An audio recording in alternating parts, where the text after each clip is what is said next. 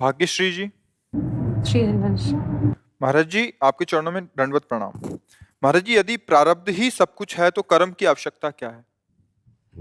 पीछे का गोदाम अगर जमा है 100 किलो, तब उसको खा लीजिए, आगे भूखों मरना पड़ेगा।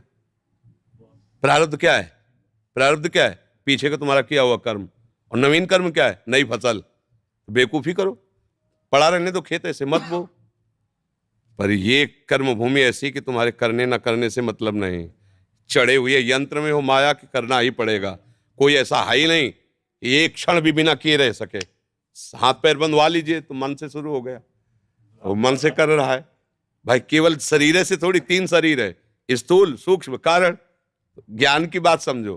बोले फिर करने की क्या जरूरत है? करने की इसलिए जरूरत है कि पुराना जो बम्बूल बोया था तो अब काट रहे हैं, थोड़ा आम बोले हो तो रसीले आम पा लेना, काहे को बम्बूले खाते रहोगे? अच्छे कर्म कर लो। पूर्व में हमारे ऐसे कर्म हो गए कि भारी समस्याओं से जूझना पड़ रहा है, रोग, नाना प्रकार की विपत्तियां।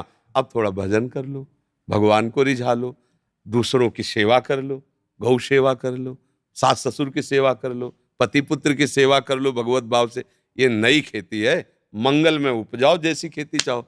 करना नहीं है तो ऐसा तो कोई पैदा ही नहीं हुआ मैं आज से कुछ नहीं करूंगा, क्योंकि ये वही कर सकता है जो ब्रह्मबोध हो चुका है।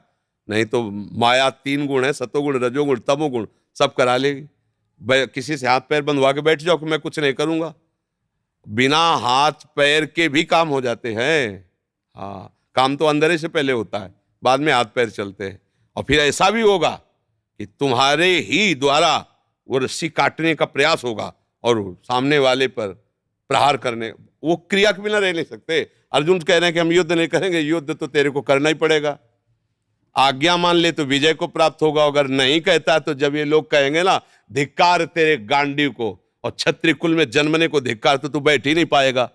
फिर तू इनको मारेगा, फिर विजय होगी कि नहीं हम पक्का नहीं कर सकते। अभी हम है कह रहे हैं तो युद्ध कर, तेरी विजय निश्चित है। युद्ध तो करना ही पड़ेगा तुझे। अगर हमारी आज्ञा का पालन नहीं करेगा तो ये करवा लेंगे। जब ये धिक्कार करेंगे ना, ललकारेंगे ना, तो तेरे में क्षमता नहीं कि तू पीठ दिखा के भाग, तू भिड़ेगा ही। कर्म तो करना ही पड़ेगा। मेरी बात मान लो तो कर्म करते हुए मुक्त हो जाओगे, और नहीं तो कर्म करते हुए फंस जाओगे। कर्म तो करना ही पड़ेगा। प्रारब्ध कोई देवता है? तुम्हारा पीछे किया हुआ कर्म है।